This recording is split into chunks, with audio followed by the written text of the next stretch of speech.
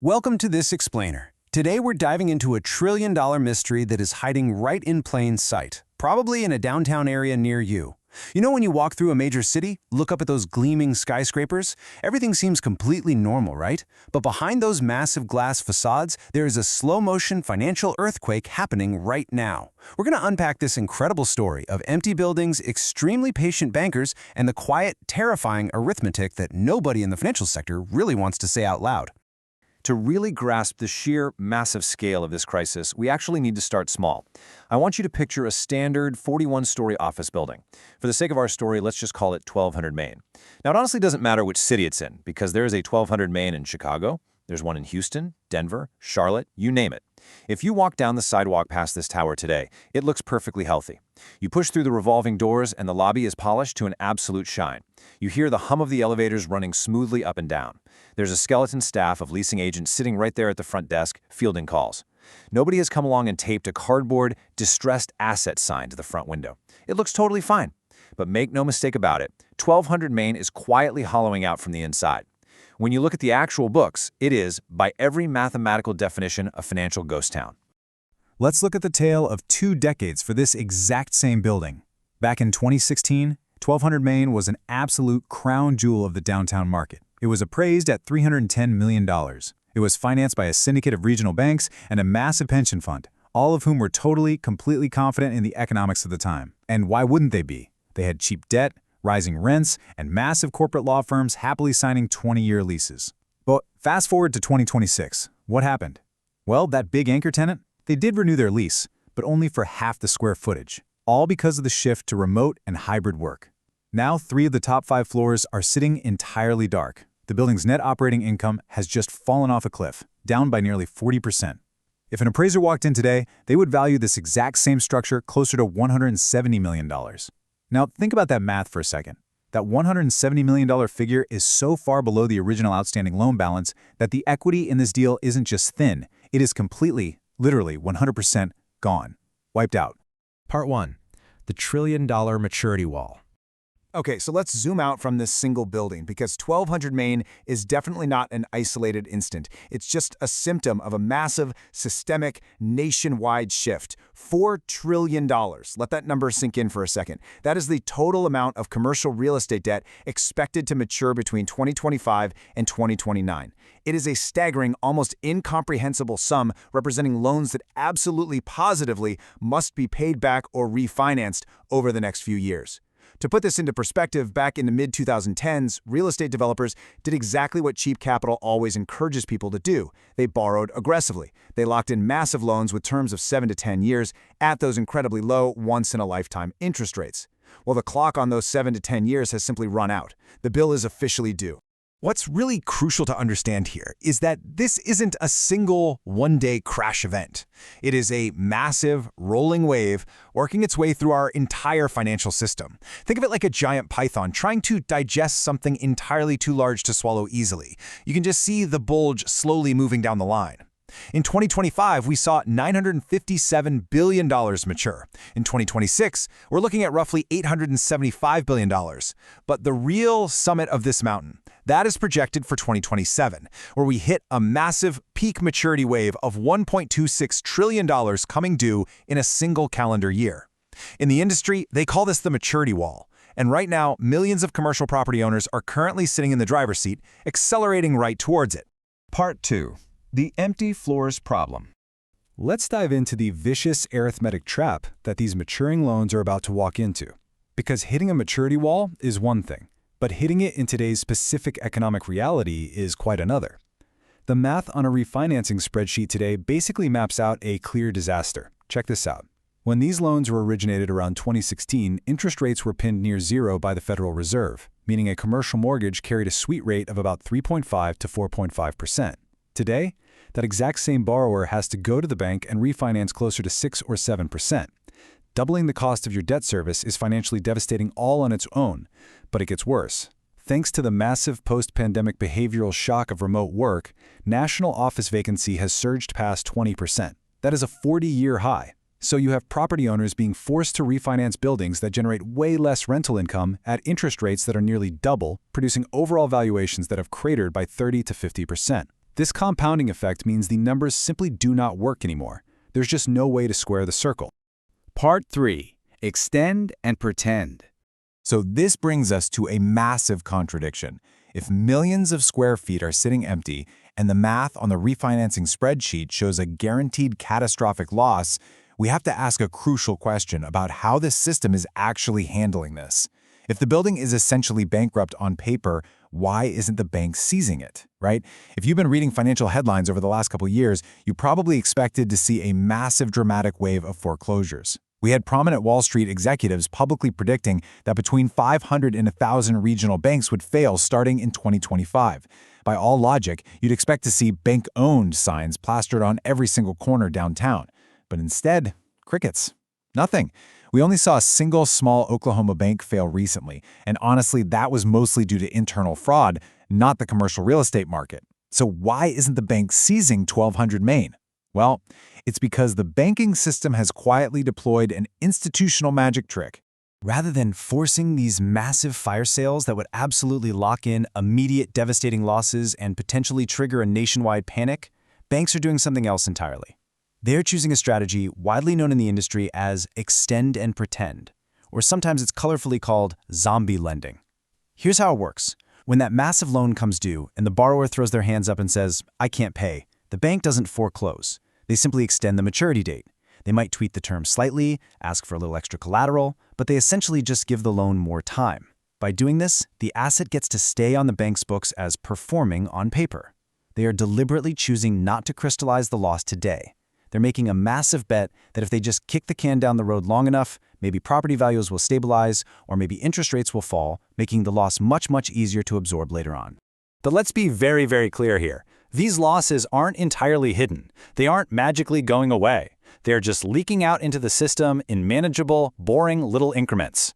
Look at these numbers. Flagstar Financial quietly took $388 million in charge-offs on its office portfolio. KeyCorp saw its non-performing office loans double to 5.1%.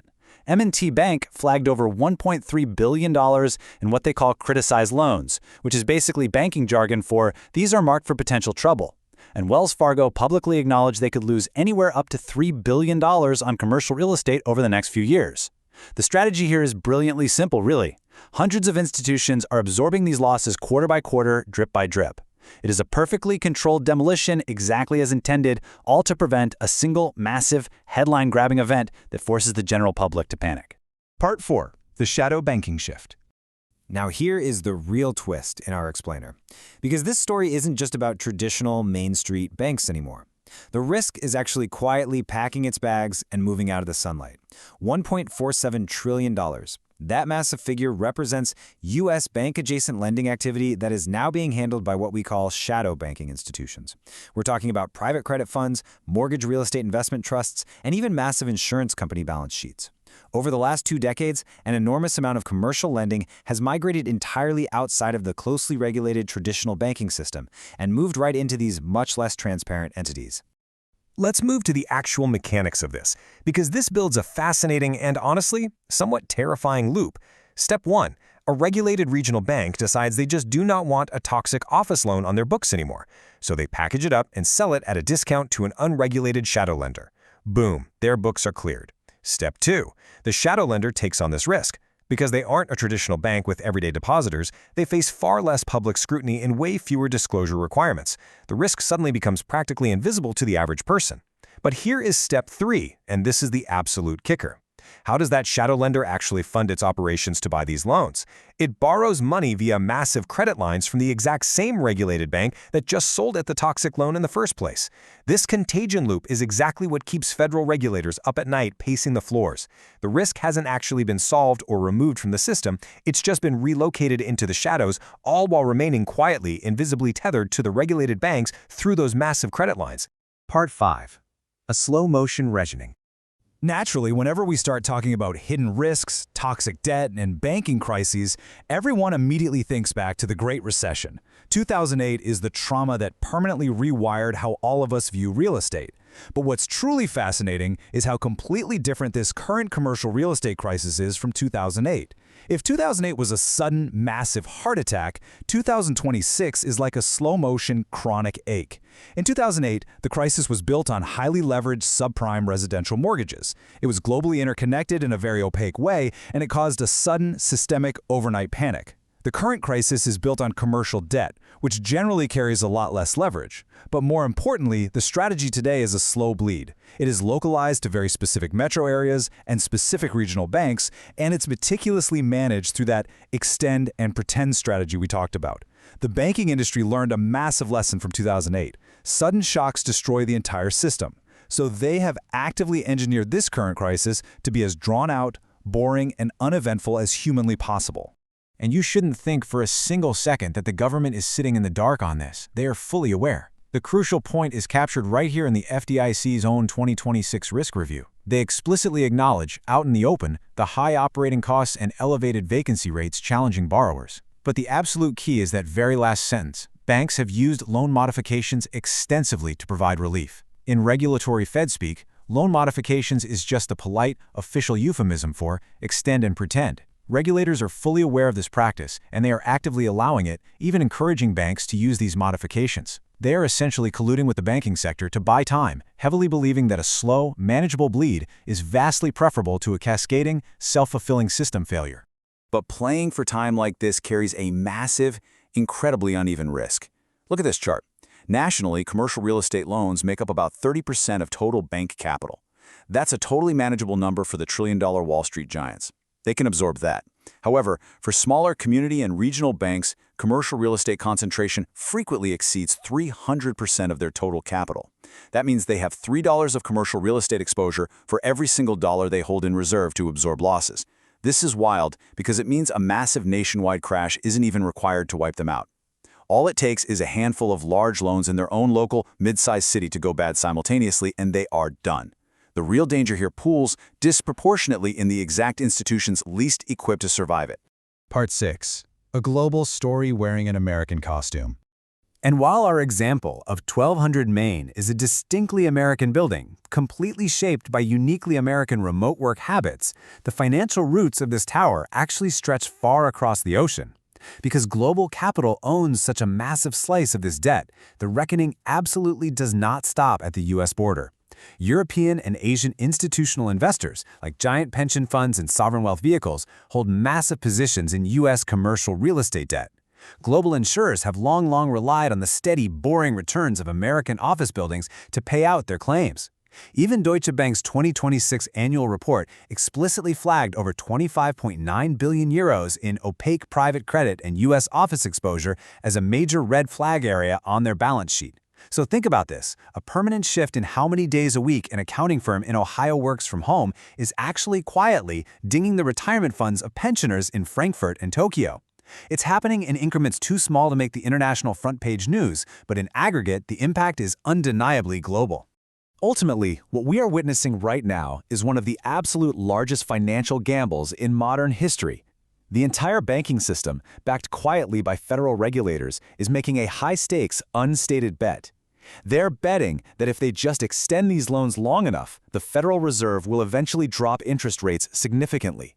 They're betting that sheer, stubborn patience will allow time for property fundamentals to eventually stabilize. They're hoping that cheaper borrowing costs in the future will suddenly magically make refinancing these empty towers viable again. They are quite literally trying to heal a multi-trillion-dollar hole in their balance sheets through the sheer power of waiting. So we return to our tower, 1200 Main. It is completely devoid of equity, effectively totally bankrupt on paper, yet it continues standing tall and proud on the skyline.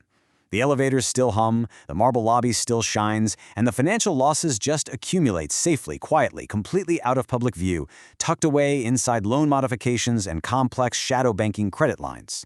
The building acts as the absolute perfect monument to a crisis that has been meticulously, purposefully managed to be boring. It represents an active decision by thousands of loan officers and government regulators to stretch the financial pain out over a decade rather than suffering through it all in a single, catastrophic afternoon. And that leaves us with the ultimate question as we wrap up this explainer. The strategy of just buying time has absolutely prevented a 2008-style collapse so far. The tower is still standing.